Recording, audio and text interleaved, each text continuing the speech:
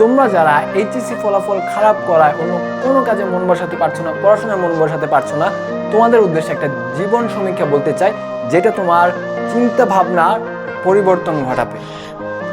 একটা সিংহ প্রতি ঘন্টায় অন্ততপক্ষে প্রায় 90 কিলোমিটার বেগে দৌড়াতে পারে। অপরদিকে একটা হরিণ প্রতি ঘন্টায় কমপক্ষে 100 কিলোমিটার বেগে দৌড়াতে পারে। তাহলে কে বেশি জোরে দৌড়াতে পারে?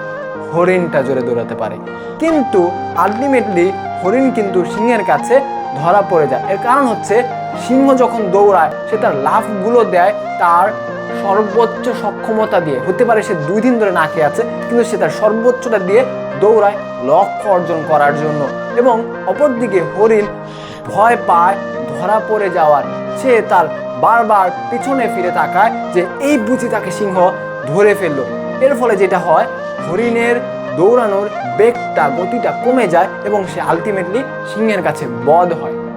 তাই তোমাদের উদ্দেশ্যে বলতে চাই, তোমাদের রেজাল্ট খারাপ হয়েছে তো কি হয়েছে? তুমি যদি বারবার সেই হরিণটার মতো তোমার অতীতকে ভাবতে থাকো, তুমি কিন্তু তোমার বর্তমান কাজে মনোযোগ বসাতে পারবে না বা পারছো না। এর ফলে যেটা হবে, তুমি আলটিমেটলি তোমার পরবর্তী ধাপেও ফল ডাউন হয়ে যাবে। কিন্তু আমাদের জীবনটা কিন্তু ধাপ ভিত্তিক।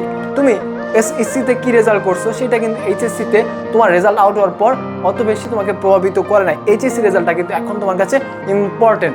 আর তোমার জীবনের এই যে ক্লাস 1 থেকে ক্লাস 12 পর্যন্ত পুরো 12 বছর, এই পুরো 12 বছরের রেজাল্টই কোনো মূল্যই রাখবে না যখন তুমি একটা ভালো বিশ্ববিদ্যালয়ে, একটি স্বপ্নের বিশ্ববিদ্যালয়ে অ্যাডমিশন চান্স পাবে। সো তোমাকে যারা এখন কথা শোনাচ্ছে না, বড় বড় কথা শোনাচ্ছে, তাদেরকে কি একটু জবাব দিতে হবে না?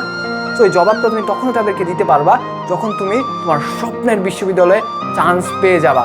তাদেরকে মুখে গিয়ে বলাও লাগবে না, জাস্ট তাদেরকে খবরটা পৌঁছে দিবা, এমনিই তারা জবাব পেয়ে যাবে। তাদের গালে ওই তোমার চান্স পাওয়াটা গালে থাপ্পড় মারার মতো হবে। এবং আরেকটা বিষয় বলতে চাই, সেই বিষয়টি হচ্ছে, দেখো রিসেন্টলি ইন্ডিয়ার অস্ট্রেলিয়ার ম্যাচ হয়েছিল। ইন্ডিয়ার 1.5 লাখ দর্শক ছিল, কিন্তু অস্ট্রেলিয়ার ক্যাপ্টেন বলেছিল আমি তখনই খুশি হব যখন এই 1.5 লাখ দর্শককে চুপ করিয়ে দিতে পারবো। এবং তাই কিন্তু হয়েছে, অস্ট্রেলিয়া জয় হয়েছে। ওই 1.5 লাখ দর্শক অস্ট্রেলিয়ার সক্ষমতাকে কমাতে পারেনি, দমাতে পারেনি। সেই 1.5 লাখ মানুষ অস্ট্রেলিয়ার পারফরমেন্সের কাছে চুপ হয়ে গিয়েছিল। সো তোমার যারা এনিমি আছে, তোমাকে যারা কথা শোনাচ্ছে, তাদেরকে এভাবে চুপ করে দিতে হবে। মনে রাখবে, তোমার শত্রু যত মানুষই হোক না কেন, তুমি যদি তোমার কাজগুলো সঠিকভাবে করে যাও, সফলতা তোমার দ্বার প্রান্তে আসবেই, সেই মানুষগুলো চুপ হয়ে যাবেই।